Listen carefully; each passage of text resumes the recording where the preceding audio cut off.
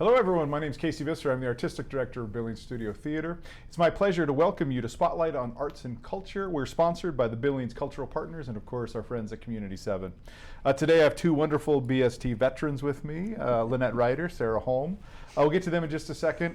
First, some news and notes. We're recording this on March 11th. And if you haven't seen Spelling Bee yet, 25th Annual Putnam County Spelling Bee. It is a wonderful show. It plays through Sunday, March 15th. Tickets are still available, so don't hesitate to grab those tickets. You will not regret it. It's a very fun time at the theater. Next up, Rocky Mountain College will be on our stage next. Jamie C. Green is directing a pirate show called A Pirate's Life for She, featuring some notable historical female pirates. That runs from March 20th through the 28th, so come check out some great college theater. And we're so excited. We're getting ready for our annual Night to Benefit Billings Studio Theatre. Tickets are now on sale. We have an amazing dueling pianos show brought to us by Denver Piano Shows. So that's where you can send in requests and they'll play whatever songs you want. So amazing entertainment. We've got a great menu of food. We've got tortellini with shrimp and sausage, decadent dessert bar.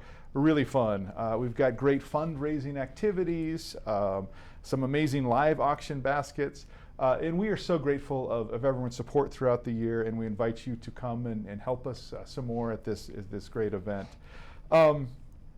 We're even going to do something really cool. We're going to announce next year's season on March 27th, so check that out. It will be held at the newly renovated Billings Hotel and Convention Center. That's at 1223 Maloney Lane. Doors open at 6, dinner served at 7, and again, this is on March 27th. Tickets are $85 a piece, but we do have sponsor tables available as well. But really important, we need the final count for food by March 19th. So please call us if you have any questions, but get those tickets reserved. 248-1141 is our box office number. You can also get tickets on the website for the fundraiser for Spelling Bee. A few more things. Tickets are now on sale for Jonas and Barry in the Holm for our season ticket holders. That's the show we're going to talk about today. They go on sale next week, March 17th, for the general public. And that show runs from April 10th through the 19th. It's a 2-week run, so make sure you grab those tickets. And I'm really excited. The show I'm co-directing, 1776, is auditioning March 15th and 16th. That is coming right up. 7 p.m. at the PAC. If you have any questions about auditions or anything, let me know. Whew, that was a lot. Ladies, thank you so much for joining me today. Of course. You've both been guests on this program before, so we'll do stuff a little different. Sarah, start with you. What's been your favorite show at BST this season? Well, I think for this season, I have to be a little biased and go with The Woman in Black, which is what I directed this year. I mean, not only because I directed it, but as you all know, I mean, it's in my wheelhouse. I love spooky things. I love creepy things, and I thought it came together really well, and I quite enjoyed the whole process. Good. And as an actor in that one, that was so much fun. Oh my gosh. Amazing. Lynette, how about you? Favorite show? Yeah, I know you love them all. Oh, for this season? For this season, yeah. I have to say The Outsider, even though I was in it, just because that was fun. It was so fun. And I loved the way that the playwright wrote around political bias and still made it a political show. Yes. I mean, it was about things that we can all laugh about on the government, rather than, anything. There's just so much political tension in the world right now that it was just really fun to have that and to have people laughing.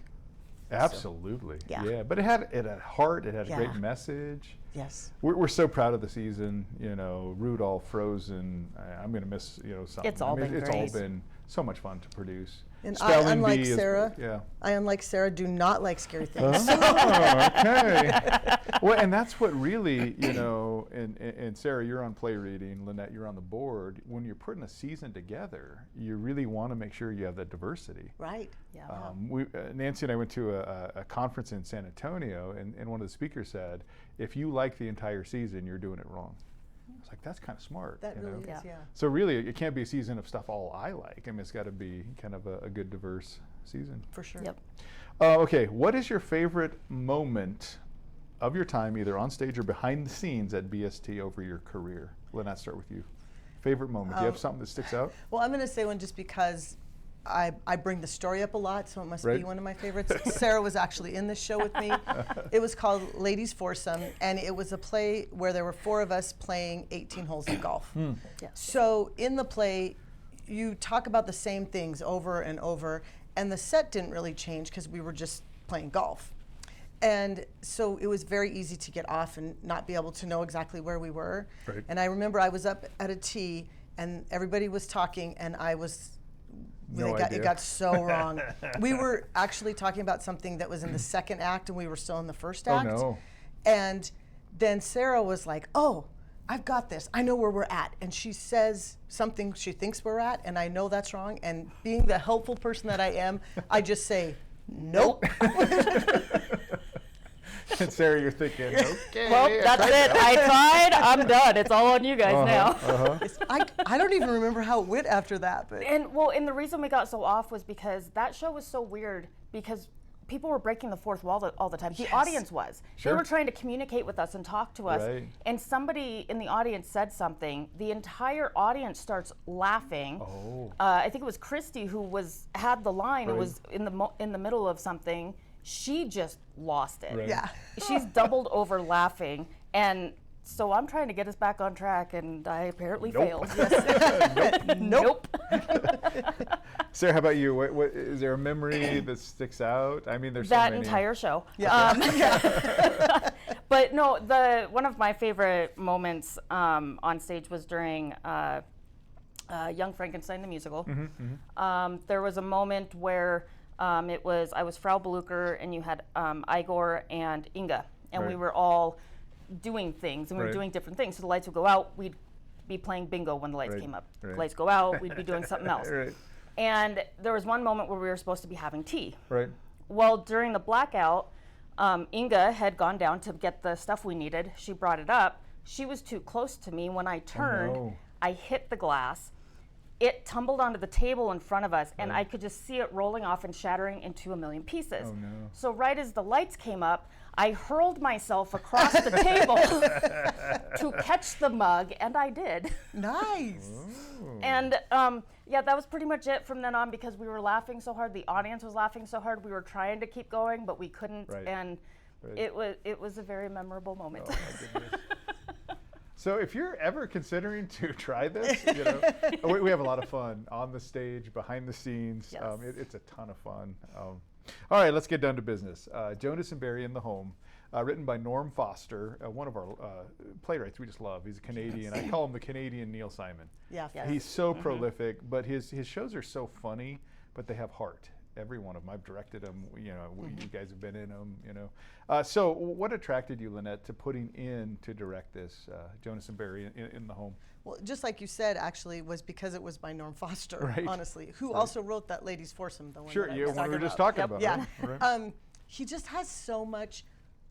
He's such an ability to bring emotions in, where it's funny, but it's heartwarming Right. at the same time, and you just fall in love with the characters that he writes, and he just writes it so well. And there's a monologue in this play towards the end. Oh, beautiful. That's just beautiful. Beautiful, yeah. Yes. Yeah. This I got to tell you, maybe one of my favorite Norm Foster scripts. Yeah. It's really good. So Sarah, I mean, auditions I sat in were fierce, a lot of Yes. talent. Yes. Why'd you try out? What attracted you to audition? Well, as you said earlier, I'm on the play reading committee, so I had already read the show, Right. and I fell in love with it. Right. I love the part of Rosie, who is Barry's daughter. Right. And I mean, she's funny, and she's kind of quirky, Right. but she's going through a lot, and Right. it's a beautiful story. Right. It really, it's a story about friendship. It's a story about a father-daughter relationship. Right. It's a story about how everything just kind of falls together. And I really, it was a great read. I loved it. Good. So it's a 3-person show. Yep. Sarah obviously is in it. Jim McCrae is Barry, and Burl Skovgaard is Jonas. Lynette, could you give us like a kind of a spoiler-free kind of summary of this thing? Sure. What's going on? So Barry has come into this assisted living. It's kind of old folks home. Right. Because his daughter Rosie, who Sarah plays, is working there, and Right. she wants him to be close because his family has a history of heart troubles. But Barry is in his late 60s and really doesn't feel like he should belong there, and he's kind of depressed. And then he meets Jonas, who's super lively and Right. outgoing, Right. and it's an interesting way that the two become friends, kind of an odd couple kind of thing. Right. And to watch them change and grow just based on the friendship with each other Right. that's kind of So, amazing. so the humor comes from the characters. Oh, You know, yeah. they're Yeah. so well defined and real And real, yeah. Sometimes sometimes they'll walk on. There's a part that Jonas walks on and says, just what's on his mind, you Yeah. know, and it's just kind of throws the whole dynamic changes. Right. in. Sure. So yeah. Sure. Yeah. Sarah, anything you want to add on kind of the story aspect, or? No, I mean, I think she covered it pretty well. Good. It's a beautiful story, and Right. yeah. And definitely a challenge for actors, I would think. Yes. You know, back to Woman in Black. It's hard when you're in a 2 or 3 person show. I mean, there's a lot of energy and stuff. You gotta lots of lines. I'm assuming you gotta Yes. memorize and. Yesterday at rehearsals, we're doing one scene that's just Sarah playing Rosie and then Barry, her dad. Right. And it's in one scene. They're like laughing, crying, letting out tension Upset that's with been each set up. other, It's yeah, just, yeah. it's Yep. so the up emotions. and It's like a down. roller coaster as you go That's through. so real, Yeah, isn't it? yeah. Yeah. I mean, Sarah, start with you. Favorite character besides yours? I'm gonna have to go with Jonas. Burrell's character. Okay. Yes, Yeah. he's just so funny. Yeah. I mean, the things that he says, and I mean, I'm not going to give anything away, Right. but it's like some of the things that just pops out of his mouth. It's like, Yeah. he's just hilarious, and I'm excited to see Right. what his costume is going to be. Yeah. Right. Good. And director, I know it's hard, but do you have a favorite character or no? You know, reading the play, it was Jonas. Right. But as I'm watching it, it's Barry. Yeah. And I think too, what's interesting is that the guy who's playing it, Jim McCrae, Jim, yeah. is like the happiest person Right. in the world. Like I've never seen Jim upset, and he's playing this curmudgeon, and it's fun to watch that Yeah. develop him as that character. Right. You know, with and some then issues, with some anger, with Yeah, some yeah. depression, as you said. yeah. So it's been. I've actually been enjoying watching Barry. So. Excellent. So, I mean, I would say this is a comedy with some dramatic. A dramedy. Dramedy, maybe. yeah. Would you guys agree? Yeah. I mean, and I think not- it's,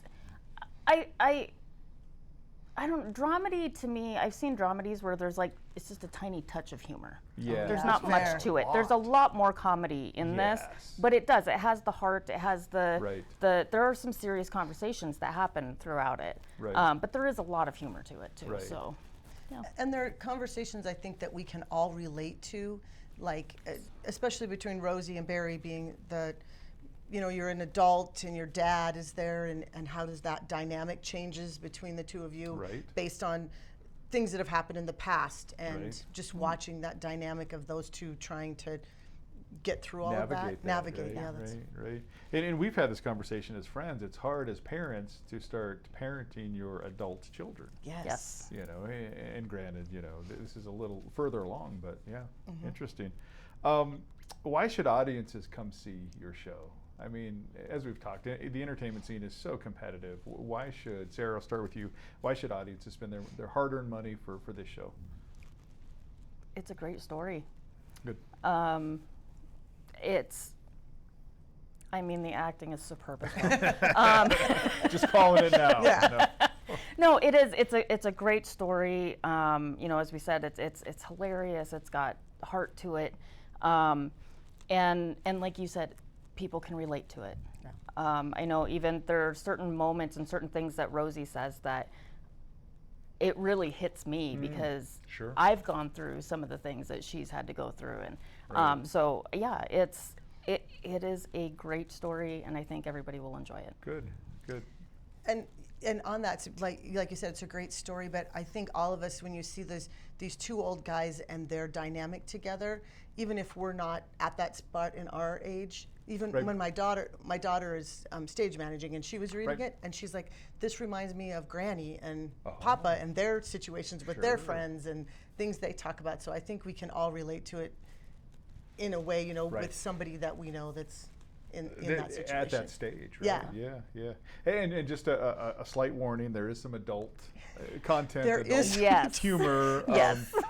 So yeah, we just want that out there. I mean, Yep. if I was giving it a film rating, I would say PG-13. Yeah. I mean, Yeah, I it's think not- so. Yeah. It's not bad, but we just want people to be aware. Yes. Can we circle back a second? Sarah, you said you're kind of drawing from your life, Mm-hmm. and you're both wonderful actresses. How much do you do that?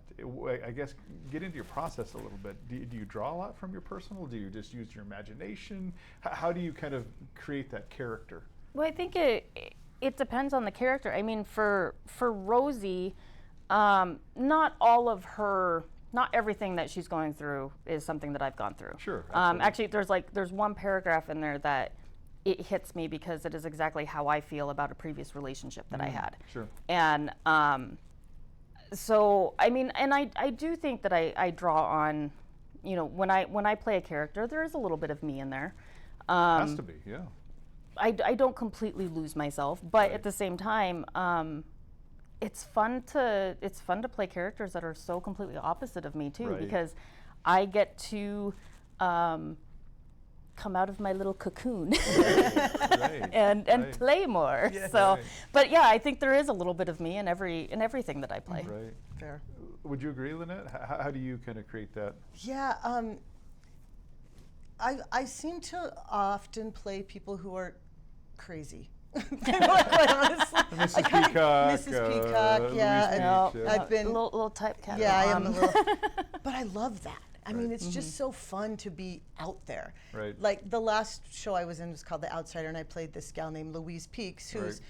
incredibly confident and incredibly inept Right. at the same time. Same time, right? And so, like, whatever she wants to do at the time is what she does. And what a great way to be. All of us are so reserved and Oh, what's yeah. someone going to think? And She worried doesn't. about making mistakes. Yeah, And, she didn't care. So I said, when I was thinking of developing her, do you remember Amelia Bedelia, the children's book, where Yeah, she yeah. Sure. I would think she's a cross between Amelia Bedelia and Sue Heck from The Middle, who's Oh, like sure. super out there. Right, So right, that's right. how I pictured her. Good. So And you then- kind of have a visualization of. Right. Yeah, and it was interesting because the first day we walked into the PAC to rehearse, there was an Amelia Bedelia book that one of the kids had left out there. It was like, Yeah, this is a fate. sign. Yeah. Yeah, I love what you guys are saying, and I often think you just kind of dial parts of your personality up or down. Yeah, Yeah. fair. And that's fun to play different aspects of yourself, kind of. And you think about like different things that different people do. Like when I was Mrs. Peacock and we were eating soup, Yeah. and I would go, which is Yeah. my. I had an exchange student who every time she ate chocolate right. would go. Yeah. So that was Yeah. that was kind of her, Yeah, you know. Yeah. Yep. Well, and obviously we're not professionals, right? But the process is the same, I think, for actors and directors, kind of creating that. It's exciting. Is one of my favorite questions. One word summary for Jonas and Barry in the Home. What would you, Lynette, start with you? What would you come up for? A word or a small phrase? Relationships, Nice. but not like romantic No. relationships. Right. Yeah. And this very much is not a door slammer. It's not a, that's going to be the next show. The farce. Right, Yeah. No. it's not a farce. The humor comes from the relationship. Yeah, fair. Sarah, same word, or what were I you was thinking thinking? friendships. Friendships. That was my second word. Yeah. Because obviously the two men, and then the relationship with the father daughter, And then also the relationship Rosie makes with Jonas. right? Right. Yeah. Because your character works at the home. I don't want to give too Yes, much away. I am the director of life enrichment.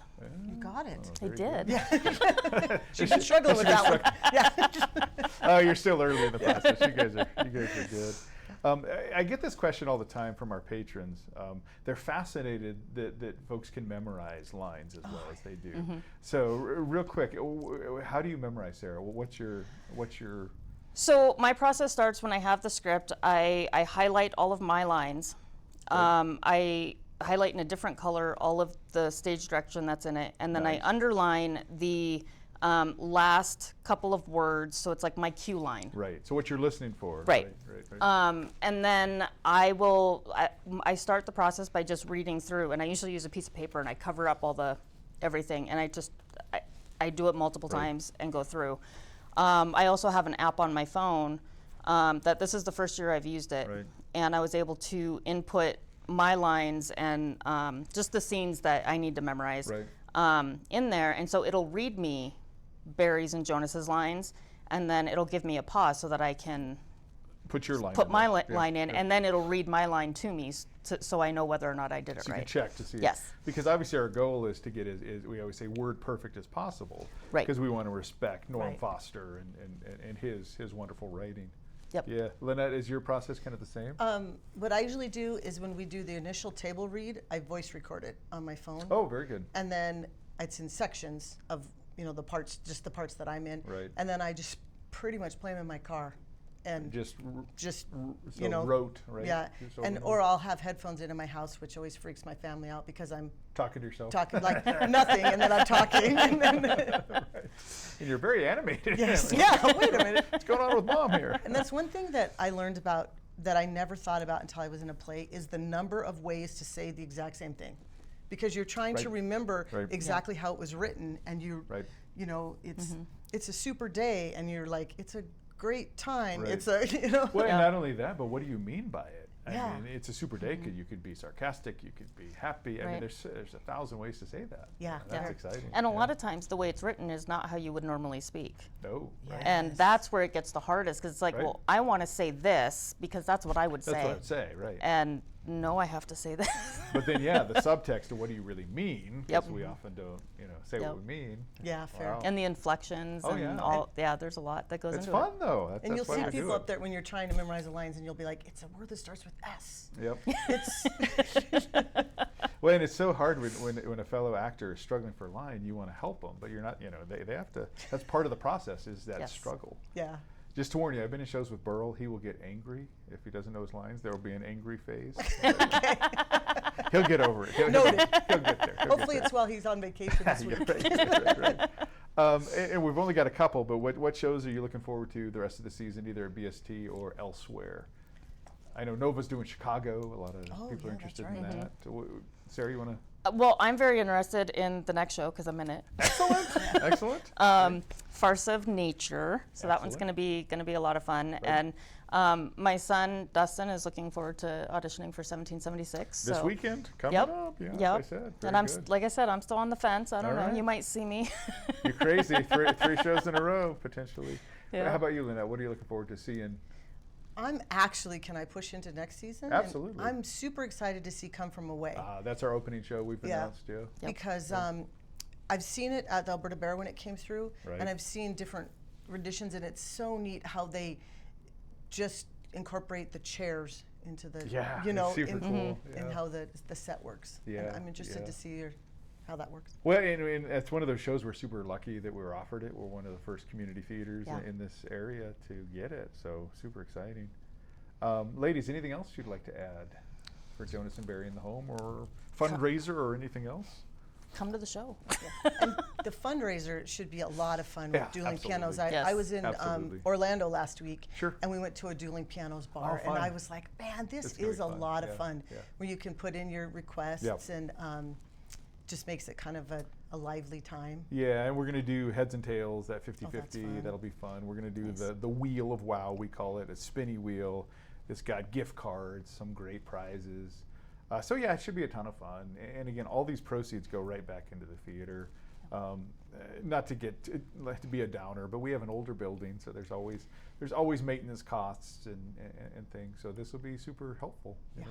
And it's a fun time to see, because there's people get dressed up, and you can dance, and you can see just people have a that fun, you know. Fun night. And the Billings Hotel and Convention Center, Nancy and I have toured that. It's fabulous. The new renovation. It's going to be a lot of fun.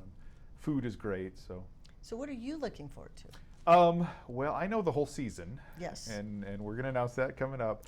I can't say yet, but I'll circle back. Come From Way is going to be great.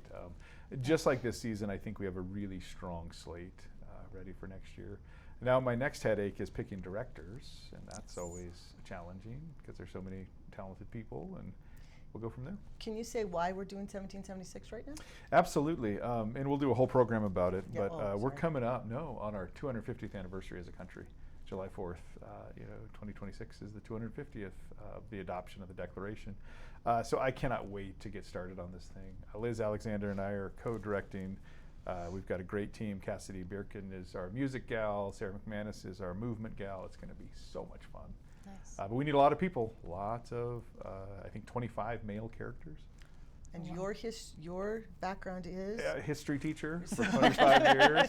So it really is kind of that Venn diagram where it's my two passions. So Yeah. I'm most excited about 1776, yeah, honestly. But next month we're going to talk all about Farce of Nature. I'm not sure, Sarah, we may have you back, we may not, we'll see. Jamie Green's show, so that'll be fun to discuss that. Anything else for the good of the order? No, I don't think so. All right, folks, so please get those spelling bee tickets, get those fundraiser tickets, get those Jonas and Barry tickets. We got a lot cooking at BST. Oh, one other thing, we also have a merchandise store. Mosaic Threads has partnered with us, and they set up a web store, so we've got some great, I'm actually wearing it, some great BST gear. So check that out. It's on our website. It's on Facebook. You can see the link.